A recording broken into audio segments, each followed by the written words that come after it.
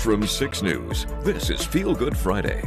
She grew up in poverty, so she had been saving for this house. She was wanting to book this house for quite some time. I had to do something not only for the kids, but for the parents that it's hard to go and ask for help. Jeremy went over and brought his excavator as well as a load of dirt to fill up the hole as soon as we got the moose out. Thanks for joining us on this Feel Good Friday. I'm Siobhan Klepper. Let's get the good news going, shall we? Well, as we get closer to the holiday season, programs like Toys for Tots are in the planning stages. But when a mom in Ionia County found out there wasn't a Toys for Tots coordinator there because of a lack of interest, she took action. Alyssa Scheffler knows what it's like to not be able to give your kids everything you want to for Christmas.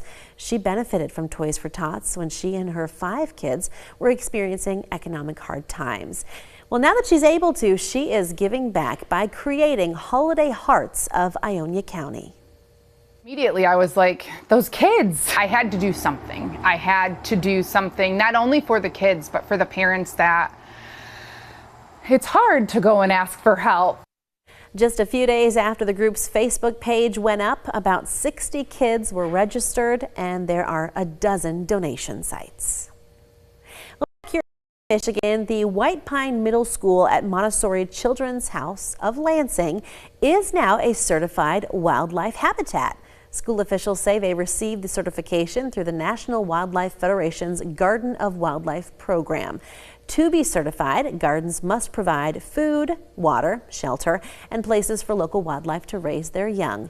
And they also have to be maintained in a sustainable way and not use pesticides. A statement from the school says, quote, if the Lorax speaks for the trees, then the middle schoolers are the chorus to make the message bloom. The Lorax, by the way, is a Dr. Seuss character. A nearly century-old lighthouse on the shores of Muskegon is more than just a beacon of light for passing ships. Some in the community see it as a symbol of pride, and they say it needs saving. Katani Gooch has the story. They are our treasures. They're our legacy. They're our future. Along with nearly a century's worth of memories and history, there's also nearly a century's worth of decay.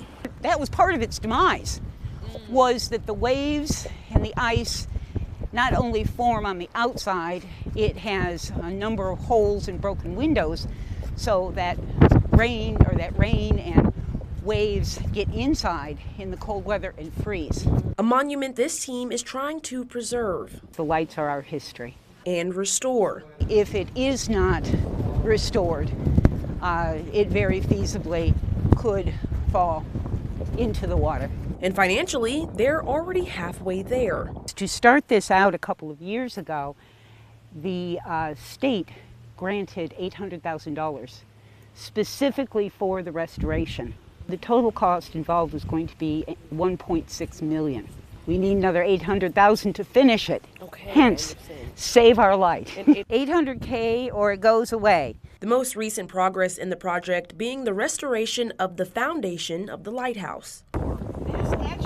This whole corner was gone. While this project is led by the Conservancy Group and MIM Construction, the Muskegon community has a hand in the pot too. Organizations want to get involved. They want to have fundraisers. They want to help. How can we help as a group, as an entity? And that's showing us the community cares. Lang telling me the response is a testament to the lighthouse's legacy. Everyone who lives here, everyone who cares about the lakeshore knows the structure. Proving this is more than a passion project, it's a step towards preserving the heart of Muskegon. This one is very special to the city, very special to our people. It's a symbol to us of hope. Well, now to Australia for a story about finding hope and healing in the wake of tragedy. After losing his son in a car accident, a mechanic and driving instructor in Australia turned grief into good by helping young people in his neighborhood get back on the road. Gavin Hynum, known as Bear to his friends, restores old cars and then gives them to those in need of a fresh start. He says it's a way to honor his son Preston's memory and build an extended family in his community. I tell them, you've become a small part of my family now, and like it or not, that's forever. Well, so far, Bear has gifted cars to 19 drivers, including single moms and refugees. The town's mayor says it's a powerful reminder of how one person's kindness can change lives.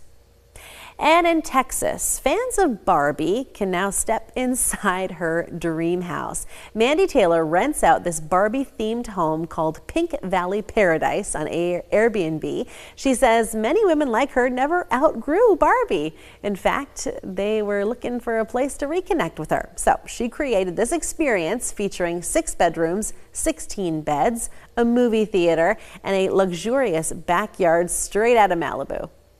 There was one guest that I had. She grew up in poverty, so she had been saving for this house. She was wanting to book this house for quite some time, so she saved up for months for her daughter to have her, I believe, her 13th birthday here. The daughter cried, the mom cried. I mean, I get a lot of tears, but that was one amazing story that I was able to provide a dream for the mother and the daughter. Well, we just checked, and every weekend for the next couple of months are booked. However, the cost for 2 people during the week for 2 nights, Kendall, is $1,300. It looks like so much fun. I was just going to say, I'm pretty sure my mother would not be happy surrounded by all that pink. No? You might give her a headache, but again, I'm sure with like the Barbie movie, that coming out probably gained in popularity too, this Airbnb. Absolutely, yeah. I think it'd be fun. My middle daughter, loves pink. She'd be obsessed. Oh, she'd love it. I have been loving the weather today, Kendall. And you're gonna love the weather that we have in the forecast for the next 6 to probably the next 10 days as well, Siobhan. Wow. Yeah. Get those details on this Feel Good Friday right after the break. And then later, do you describe yourself as introverted? Well, then maybe this new kind of social event is for you. We're going to explain how it works a little bit later, so keep it here. That and much more still to come.